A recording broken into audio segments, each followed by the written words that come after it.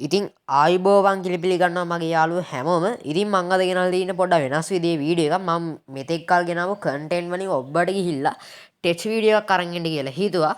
ඉතින් යාළුවනේ මම අද ගෙන පොඩ්ඩක් වෙනස් විදිහේ ටෙස්ට් ටියුටෝරියල් වීඩියෝ එකක්. ඒ තමයි WhatsApp වල තියෙන මෙන්න මේ ටෙක්ස්ට් ෆෝමැට්ස් හතක් පිළිබඳව ඔයගොල්ලෝම දැනුවත් කරන්න යන්නේ. ඉතින් යාළුවනේ මේ ගැන ඔයගොල්ලෝ සමහරක් විට නොදන්නවත් ඇති. ඉතින් යාළුවනේ අපි වැඩි කතා නැතුව වීඩියෝ එකට යමු.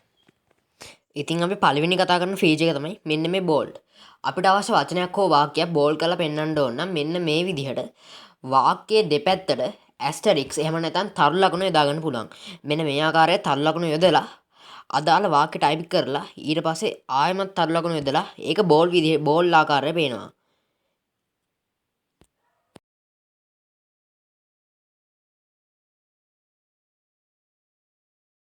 ඉතින් අපි දැන් කතා කරන ෆෝමෑට් එක තමයි මෙන්න මේ ඉටලික් කියන්නේ. මේ ඉටලික් කියන්නේ වාක්‍යයක් ඇද කරලා පෙන්වන්න පුළුවන් එකක්. වාක්‍යයක් හෝ වචනයක් ඇද කරලා පෙන්වන්න පුළුවන්. හරිය නිකන් මෙන්න මේ වගේ. අපිට ඒකට දාගන්න පුළුවන් මෙන්න මේ අන්ඩර්ස්කෝර් කියන එක. ඉතින් මේ වාක්‍යයේ දෙපැත්තට මෙන්න මේ ආකාරයට අන්ඩර්ස්කෝර් දාන්න ඕනේ. ඊට පස්සේ තමයි අපිට මේ විදිහට මේක ඉටලික් ආකාරයට බලා ගන්න පුළුවන්.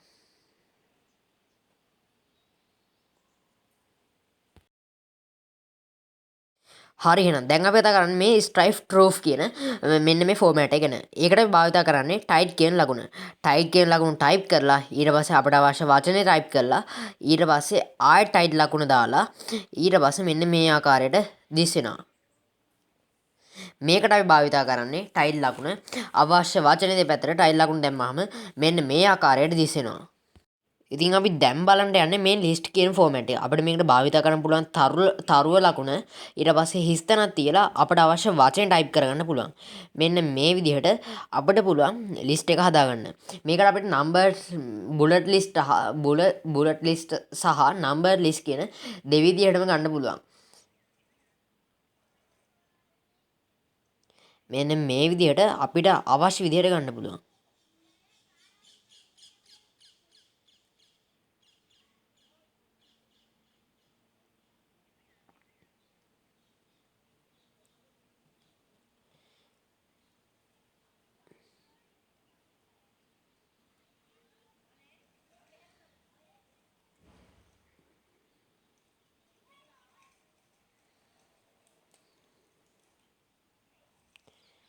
ඊට පස්සේ මේකම භාවිතා කරන තවත් විදිහක් තියෙනවා.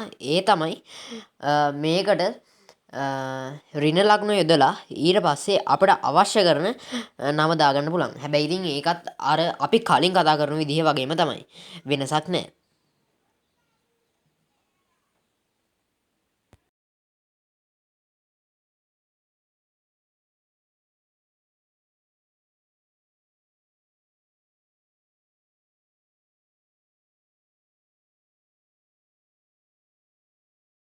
ඉතින් අපි දැන් කතා කරන්න යන්නේ මෙන්න මේ කෝඩ් කියන ෆෝමැට් එක ගැන. ඔයාලට යම්කිසි උපුටා දැක්වීමක් කරන්න ඕන නම් මෙන්න මේ ක්‍රමේ යූස් කරලා බලන්න පුළුවන්. ඉතින් මේකට ඇන්ගල් බ්‍රැකට් එක දාගන්න පුළුවන්.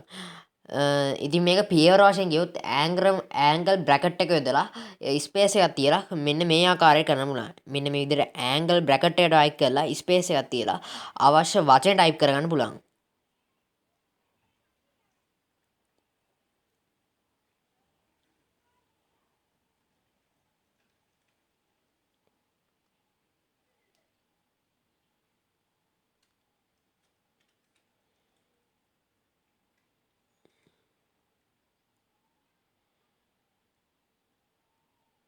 ඊට පස්සේ අපිට මේක WhatsApp ඔස්සේ මෙන්න මේ ආකාරයට දිස්සෙනවා. ඉතින් අපි දැන් කතා කරන්න යන්නේ ඉන්ලයින් කෝඩ් එක ගැන. මම දැන් කියලා දෙන්න යන්නේ විශේෂයෙන්ම කෝඩින් කරනට කෝඩ් කොටස් පහසුවෙන් WhatsApp එක හරහා හුවමාරු කරගන්න හඳුන්වා දුන්න ෆීචර් එකක් ගැන. මේක කෝඩ්ස් වලට විතරක් නෙමෙයි ඔයාලට අවශ්‍ය විදිහට භාවිතා කරන්න පුළුවන්. මේකෙදි කරන්න තියෙන්නේ මෙන්න මේ ආකාරයට බැක් ටික් එක බැගින් ඔයාලගේ වචනේ දෙපැත්තට ටයිප් කරගන්න එක. මෙන්න මේ විදිහට ඉස්සෙල්ලාම බෑක් ටික් එක ටයිප් කරලා ඊට පස්සේ ආයෙත් දෙපැත්තටම බෑක් ටික් එක ටයිප් කරගන්න. ඊට පස්සේ තමයි මේක එන්ටර් කරපුවාම මෙන්න මේ ආකාරයට දිස් වෙන්නේ.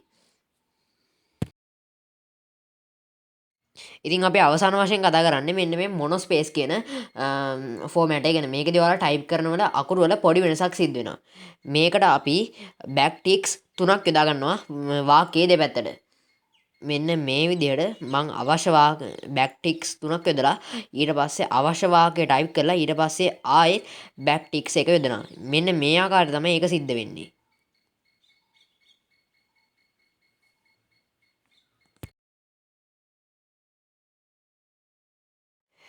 ප්‍රධාන වශයෙන් අපි කතා කරේ අද මෙන්න මේ ෆෝමෑට්ස් ගැන. ඉතින් ඕගොල්ලන්ට මේ වීඩියෝ එකේ නොතේරෙන කාරණාවක් තියෙනවා නම් පහලින් කමෙන්ට් කරන්න අමතක කරන්න එපා. ඉතින් වීඩියෝ එක ලයික් කරලා channel එක subscribe කරන්නත් අමතක කරන්න එපා. එහෙනම් අපි ඉක්මනට ගිහිල්ලා එන්න ඕගොල්ලන්ට ජය.